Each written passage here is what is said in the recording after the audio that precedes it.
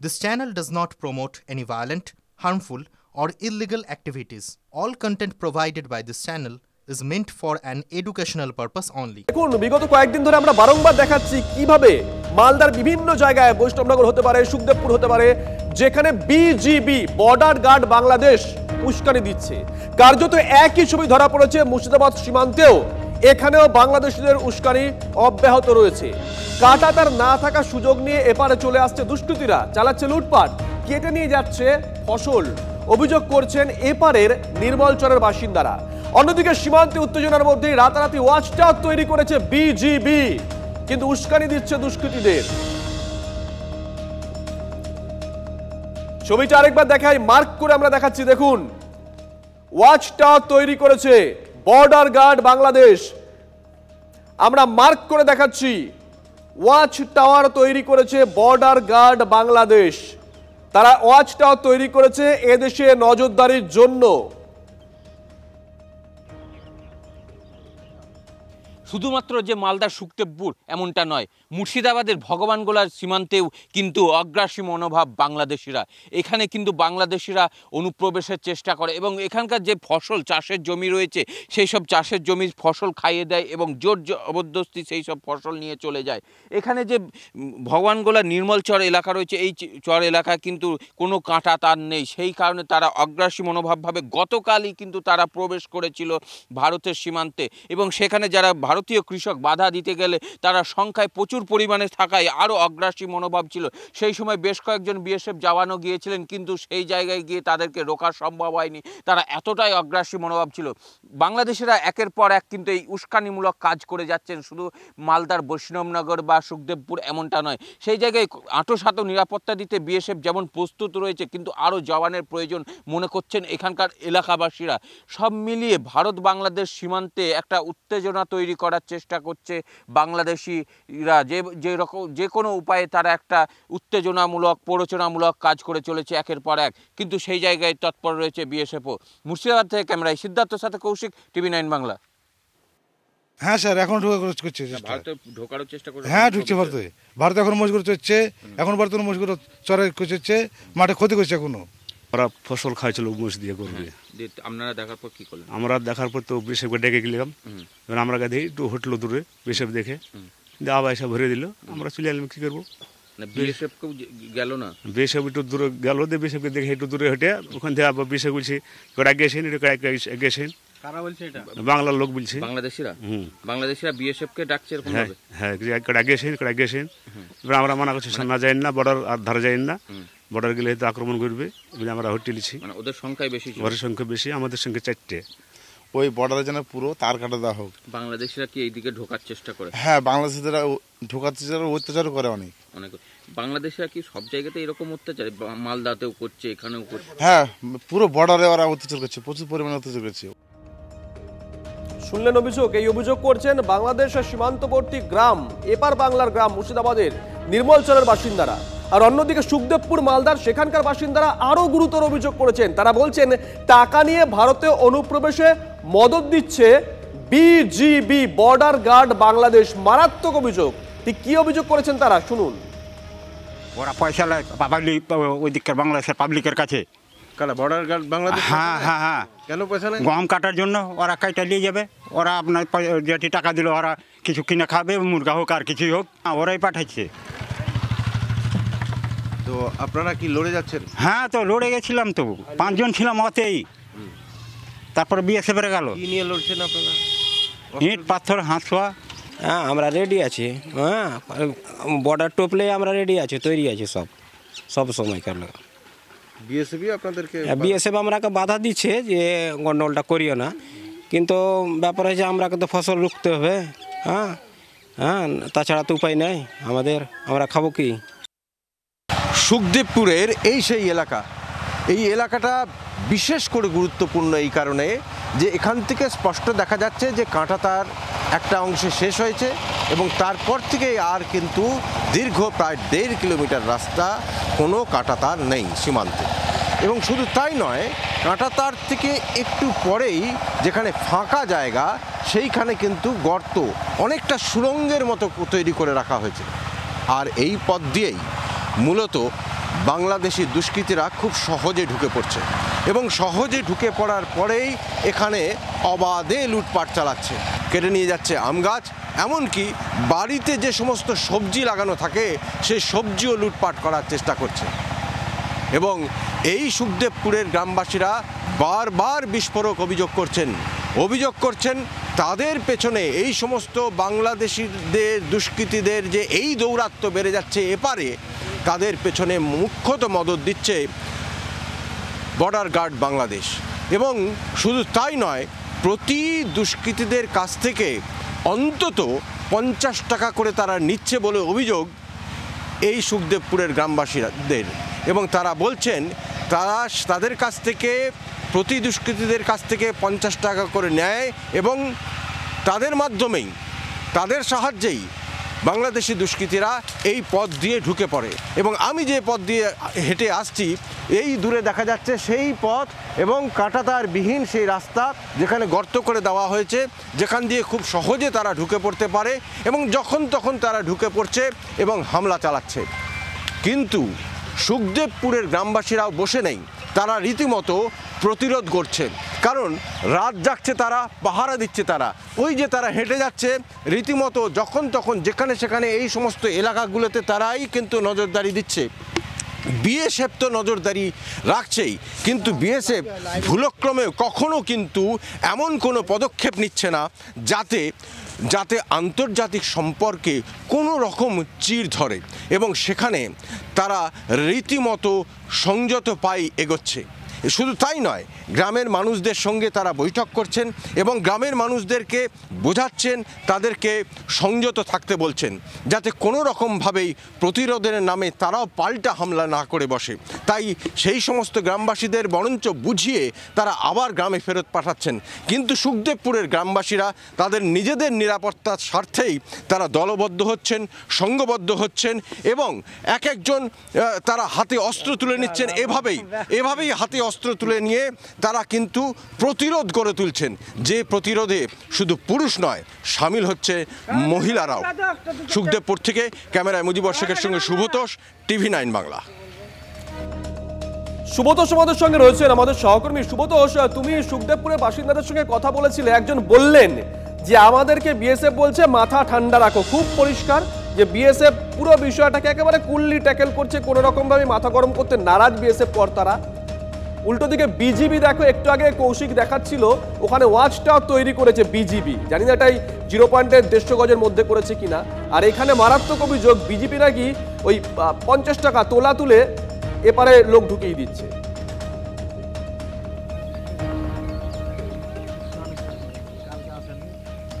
হ্যাঁ দেখো, একদমই তো ওপারে তো শুধু তারা বাংকার অলরেডি বানিয়ে ফেলেছে।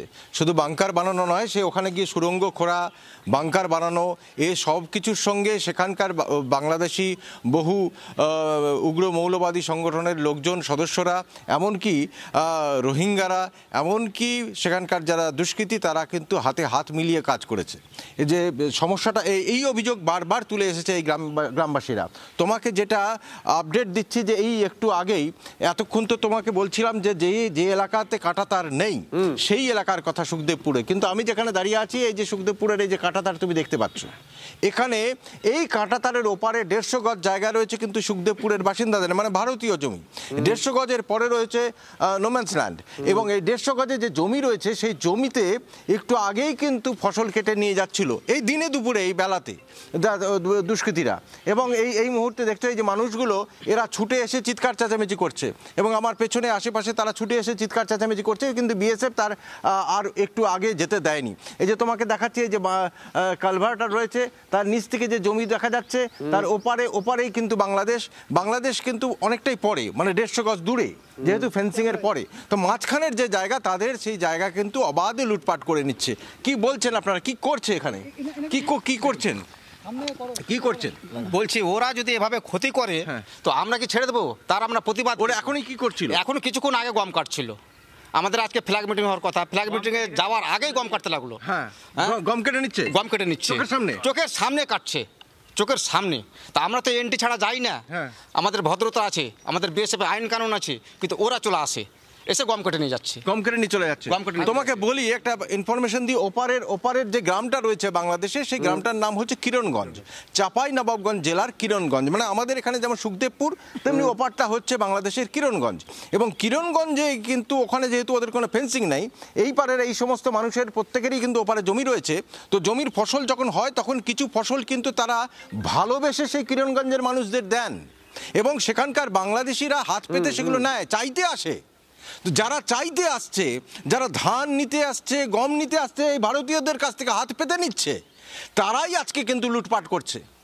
লুটপাট তো মেশিনও তুলে নিয়ে চলে যাচ্ছে, কালকে মেশিন তুলে, এবং এই লুটপাট সুবোধ কোনো রাতের অন্ধকারে নয়, একেবারে দিনের বেলা। খুব স্বাভাবিক, কেউ যদি প্রশ্রয় দেয় তাহলে তো বাদরামিটা বাড়বেই, সেটাই হয়তো বেড়েছে। নজর থাকবে। আরেকটা সীমান্তের দিকে নজর রাখি। জলপাইগুড়ির বাংলাদেশ সীমান্তে প্রায় 87 কিলোমিটার কাঁটাতারহীন। কাঁটাতার দিতে বাধা দিচ্ছে বিজিবি, বর্ডার গার্ড বাংলাদেশ। গাত্রদাহ কেন হচ্ছে খুব পরিষ্কার, কিন্তু বিএসএফ এর সঙ্গে কাঁধে কাঁধ মিলিয়ে এক কাট্টা এপারের বাসিন্দারা। এক কোদাল মাটি ছাড়া হবে না, বাংলাদেশকে হুঁশিয়ারি বাঙাল পাড়ার বাসিন্দাদের, মানে এপার বাংলার বাসিন্দাদের।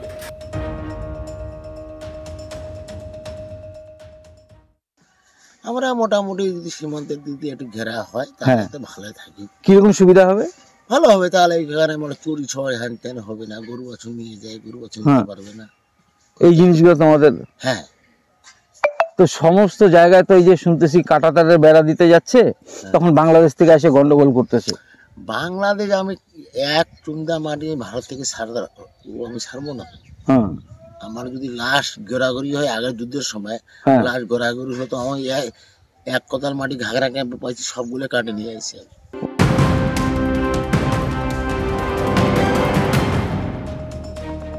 অন্যান্য খবরের দিকে নজর রাখতেই হচ্ছে। হিন্দু বাড়িতে ধারালো অস্ত্র রাখার নিদান সুকান্ত মজুমদারের। ছেলেদের ডাক্তার, ইঞ্জিনিয়ার, যা বানানোর বানান, কিন্তু আগে ভালো হিন্দু বানান যে নিজের ধর্মের প্রতি সমর্পিত হবে। আর বাড়িতে একটা করে ধারালো অস্ত্র রাখুন।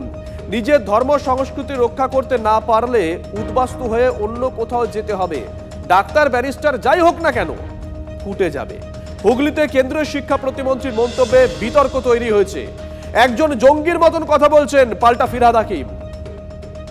ছেলেকে ডাক্তার, ইঞ্জিনিয়ার, যা বানানোর বানান, কিন্তু ভালো হিন্দু বানান তার সাথে, যে নিজের ধর্মের প্রতি সমর্পিত হবে। আর বাড়িতে একটা করে ধারালো অস্ত্র রাখুন। আপনার ছেলে যদি ধর্ম সংস্কৃতি রক্ষা করতে না পারে, সে ডাক্তার হোক, অফিসার হোক, যাই হোক, ফুটে যাবে, 2 পয়সা দাম থাকবে না তার, উদ্বাস্তু হয়ে অন্য কোথাও চলে যেতে হবে। তাই এখনো সময় আছে, নিজের ধর্ম রক্ষার অধিকার সবার আছে। তাই ধর্ম রক্ষার জন্য সকলে একত্রিত হন। আমরা কাউকে আক্রমণ করতে যাব না, হিন্দু সমাজ কোথাও কোনো আক্রমণ করতে যায় না, কিন্তু আক্রমণ হলে নিজের আত্মরক্ষার অধিকার তো আছে আমাদের। একটা টেরোরিস্ট যে কথা বলে, একটা দলের রাজ্য সভাপতি বা কেন্দ্রীয় মন্ত্রী সে কথা বলা উচিত নয়। দ্বিতীয়ত হচ্ছে, হিন্দু না ওরা মুসলমান, এর জিজ্ঞাসা কয়জন? প্রথমে আপনারা ভারতীয় তৈরি করুন, মানব তৈরি করুন, মানুষ তৈরি করুন, এই বার্তা আসা উচিত। আমরা যারা ভারতের মানুষ, তারা বিশ্বাস করি সর্বধর্ম সমন্বয়ে। হিন্দু যারা প্রকৃত, ঠাকুর রামকৃষ্ণ, তিনিও বিশ্বাস করেন যত মত তত পথে, বিশ্বাস করতেন। তাই তার বার্তাটাই হচ্ছে বাংলার বার্তা, তার বার্তাই হচ্ছে ভারতবর্ষের বার্তা। সুকান্ত বাবুর বার্তা বা ভগবতের বার্তাটাই বাংলার বার্তা নয়, ভারতের বার্তা নয়। কোনো এক কেন্দ্রীয় গুন্ডা মন্ত্রী কথাটা বলছে, কেন্দ্রীয় শিক্ষামন্ত্রী এরকম কথা বলতে পারে না। নমেনক্লেচার চেঞ্জ করে কেন্দ্রীয় গুন্ডা মন্ত্রী করে দেওয়াটা জরুরি। ওই যে বহরমপুরের তৃণমূলের হুমায়ুন কবির, তার ভাষাতে যদি সুকান্ত মজুমদার কথা বলে, তাহলে কেন্দ্রীয় মন্ত্রীদের পদ ছেড়ে দিয়ে হুমায়ুন কবিরের পাশে গিয়ে দাঁড়া। ওদের নেতা ভাগবত এসে একই কথাই বলে গেছে, সংবিধান থেকে অনেক কিছু বাদ দিয়ে দেবে, ধর্মনিরপেক্ষতার শব্দ তুলে দেবে, তারই প্রতিফলন। এই তো চামচা ভাগবতের, তো ভাগবতের চামচারা কি ব্যাপারে যে ভাষায় কথা বলবে, ভাগবত যে ভাষায় বলবে সে ভাষাই তো কথা বলবে। ভারতবর্ষে একটা সাম্প্রদায়িক উস্কানি দেবার প্রতিনিয়ত চেষ্টা করছে এরা। কারণ এরা অনেক চেষ্টা করলো পশ্চিম বাংলায়, জিততে পারলো না। এখন ওই সাম্প্রদায়িকতাকে একমাত্র ওদের কোনো উন্নয়নের কথা নয়, শুধু সাম্প্রদায়িকতা নিয়ে পাঠানোর চেষ্টা করছে। এদিকে বাঁকুড়াতেও ভুয়ো ভোটার কার্ড তৈরি করে আস্তানা বাংলাদেশিদের। বাঁকুড়ার বিভিন্ন জায়গায় আস্তানা বাংলাদেশি অনুপ্রবেশকারীদের, এমনটাই দাবি ওন্দার বিজেপি বিধায়ক অমরনাথ শাখার। পশ্চিমবঙ্গকে বাংলাদেশ করার চক্রান্ত চলছে, তৃণমূল সরকারকে আক্রমণে অমরনাথ শাখা। সন্দেহ হলেই নথি যাচাই করুন, কর্মীদের নির্দেশ বিজেপি বিধায়কের। বাঁকুড়া জেলাতেও সংখ্যালঘু সম্প্রদায় বাংলাদেশি মুসলমানরা বিভিন্ন ছদ্মবেশে ভোটার কার্ড চেঞ্জ করে বিভিন্ন জায়গাতে আস্তানা গাড়ছে। সেইভাবে যদি আপনাদের কোনো এই ধরনের নাগরিককে আপনাদের সন্দেহ হয়, আপনারা তাকে আটকাবেন, ধরবেন এবং তার কাছে প্রকৃত সে আমাদের পশ্চিমবাংলার লোক কিনা এটা জানবার চেষ্টা করবেন। কারণ চারদিকেই ছড়িয়ে গেছে, তারা পশ্চিমবাংলাটাকে বাংলাদেশ করার পরিকল্পনা করছে। দেখুন, উনি বরাবরই কুরুচিকর মন্তব্য এবং বিভিন্ন ধরনের অকথ্য ভাষায় গালিগালাজ থেকে শুরু করে উস্কানিমূলক মন্তব্য করে খবরের শিরোনামে আসার চেষ্টা করছেন। জাস্ট সেভাবেই তিনি এই ধরনের মন্তব্য করেছেন, কারণ 4 বছর অতিক্রান্ত হয়েছে। ওদা বিধানসভার বিন্দুমাত্র এলাকার মানুষের সঙ্গে যোগাযোগ নেই বা উন্নয়নমূলক কাজকর্মে তিনি কিন্তু নেই। তো সেই জায়গাতে সামনে 2026 সালের নির্বাচন, দু একটা মন্তব্য না করলেই নয়, সেই ধরনের মন্তব্য করে উনি একটু হাইপ পাওয়ার চেষ্টা করছেন। এখানে যে পুরো কারখানা খুলে দিয়েছে পশ্চিমবাংলায়, পুরো কারখানা চলছে বাংলাদেশি দিকে ঢুকাবার কারখানা। আমি তো পার্ক স্ট্রিটে মাঝে মাঝে আমাদের এমএলএ হোস্টেলে থাকি, যে হোটেলগুলোতে মানুষ ঢুকবার জায়গা থাকবে না। কদিন আগে গেলাম, দেখি সব হোটেল খা করছে, কেউ কোথাও জলপানি নেই, কারণ পুরোটাই বাংলাদেশিদের দখলে ছিল। ফিরে এলাম ব্রেকের পর। এই মুহূর্তের একটা বড় খবরের দিকে নজর রাখতেই হচ্ছে। কলকাতা থেকে ফের অস্ত্র সহ বিহারের দুষ্কৃতী গ্রেপ্তার। বড় খবর, কলকাতা থেকে ফের অস্ত্র সহ বিহারের দুষ্কৃতী গ্রেপ্তার। আনন্দপুরের চৌবাগা থেকে গ্রেপ্তার ইফতেখার খান। উদ্ধার করা হয়েছে 7mm পিস্তল, গুলি। কি উদ্দেশ্যে কলকাতায় বিহারের ইফতেখার, তদন্তে পুলিশ। বড় খবর এই মুহূর্তে, কলকাতা থেকে ফের অস্ত্র সহ বিহারের দুষ্কৃতী গ্রেপ্তার। আনন্দপুরের চৌবাগা থেকে গ্রেপ্তার ইফতেখার খান। সুশোভন আমাদের সঙ্গে রয়েছেন টেলিফোনে, আমাদের সহকর্মী। সুশোভন, কিভাবে পুলিশ এর সন্ধান পেল, কি উদ্দেশ্যে এখানে ঘোরাঘুরি করছিল? দেখো, গোপন সূত্র খবর পেয়ে মূলত আনন্দপুর থানা এলাকার যেখানে চৌবাগা, সেখান থেকে এই ব্যক্তিকে গ্রেপ্তার করা হয়েছে। গ্রেপ্তার করার পরে তার থেকে 7mm পিস্তল এবং বেশ কিছু গুলি পাওয়া গেছে। কিন্তু যেন সব থেকে গোয়েন্দাদের সব থেকে বেশি চিন্তার কারণ, যে ব্যক্তি গ্রেপ্তার করা হয়েছে তিনি বিহারের। স্বাভাবিকভাবেই সে কেন এখানে এসেছিল এবং কাকে এই অস্ত্র দেওয়ার জন্য এসেছিল, না তিনি কোনো অপারেশনে এসেছিলেন, এই পুরো বিষয়টা কিন্তু এখনো পর্যন্ত পরিষ্কার নয়। নিজেদের হেফাজতে চাইবে পুলিশ এবং তারপর নিজেদের হেফাজতে পেলে সেখান থেকে পুরো বিষয়টা জানা যাবে। তার কারণ, যে জায়গায় যে লোকেশন, তুমি জানো যে এর আগে কসবা একটি ঘটনা ঘটেছে, সেখানেও কিন্তু খুনের চেষ্টার মধ্যে একটি ঘটনা ঘটেছে কাউন্সিলরকে। স্বাভাবিকভাবে যে ভৌগোলিক দূরত্ব, সেটাও কিন্তু খুব একটা বেশি ডিস্টেন্স নয়। অর্থাৎ কলকাতার বুকে বসে একেবারে অস্ত্র নিয়ে থাকা, এটা কিন্তু গোয়েন্দাকে যথেষ্ট করে ভাবাচ্ছে কলকাতা পুলিশকে। ধন্যবাদ সুশোভন।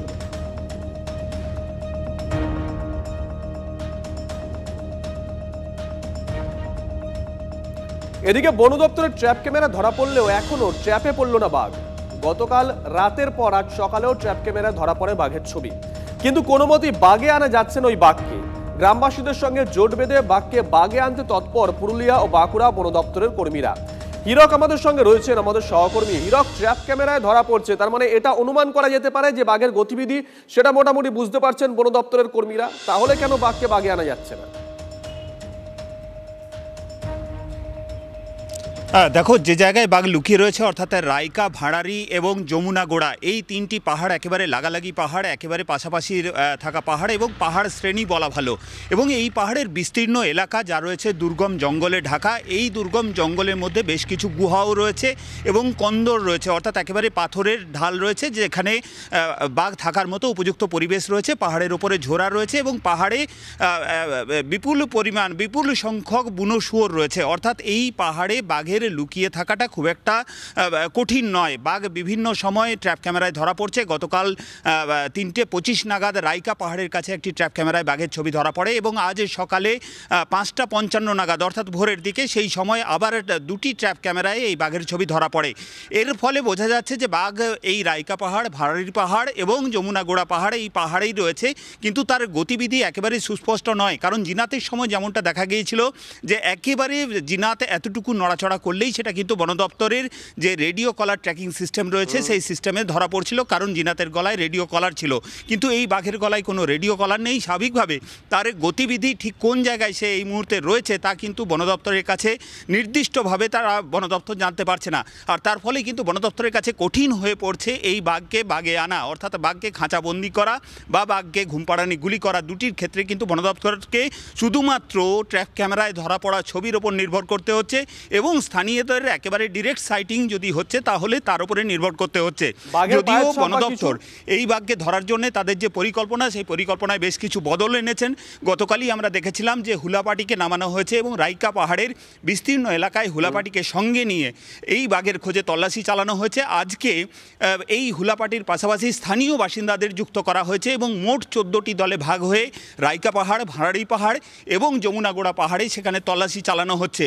বন দপ্তর যেটা মনে করছে যে এই পাহাড়গুলোর মধ্যেই কোথাও এই বাঘ লুকিয়ে রয়েছে এবং এখনো পর্যন্ত অত্যন্ত ইন্টারেস্টিং যে বিষয়টা যে জিনাতে ঠিক যে এলাকায় লুকিয়েছিল, যে এলাকায় প্রায় 5 দিন কাটিয়েছিল, সেই এলাকাতেই এই বাঘও লুকিয়ে রয়েছে। সেক্ষেত্রে বন দপ্তরের ধারণা যে এদিকে ফের কুলতলিতে বাঘের আতঙ্ক। সুন্দরবন থেকে বেরিয়ে গুড়গুড়িয়ার একটি বাড়ির বারান্দায় ঢুকে পড়ে বাঘ, দাবি গ্রামবাসীদের। আতঙ্কে সিঁটিয়ে রয়েছেন গ্রামবাসীরা। খবর দেওয়া হয় বন দপ্তরকে। বাজি পটকা ফাটিয়ে জঙ্গলে ফেরত পাঠানো হয় বাঘটিকে। খবর বন দপ্তর সূত্রে। আমরা তো আতঙ্কে মানে সারাত আমার ঘুম নেই, সারাত ঘুম নেই। যদি আমার একটা ছেলে এইভাবে যদি হতো কি করতাম? ঘরের মধ্যে দুর্ঘটনা ঘটতেই, হ্যাঁ ঘটতো। ও এসে ওখানে থাকারে চলে, কিন্তু আওয়াজটা হওয়ার সঙ্গে সঙ্গে ও মানে রানিংয়ে বের হয়ে গেছে। না তো ওখানে থাকতো, পেশাব করতে সন্ধ্যাবেলাতে শুয়েছি 8:30টার সময়, মানে বের হতে হতো। বের হলে যে কী আতঙ্ক কী হতো মানে সেইটাই আমরা আতঙ্কে আরও হয়ে আছি। আর সর্বোপরি বন দপ্তরকে উদ্যোগ নিতে হবে জালগুলি রিপেয়ারিংয়ের এবং এই বাঘগুলিকে খাঁচাবন্দি করে অন্তত দূর কোনো দ্বীপে ছেড়ে দিয়ে আসা। আর না হলে এই বারে বারে আসবে, তার পেছনে সরকারি টাকা তজরুব হচ্ছে, কোটি কোটি টাকা খরচ দেখানো হচ্ছে, ভাউচার দেখানো হচ্ছে। হ্যাঁ, যদি এই খেলায় যদি মনে করে যে বন দপ্তর বা সরকারি দপ্তররা তারা এই খেলায় মেতে থাকবে, তাহলে আমাদের আর কিছু বলার নেই।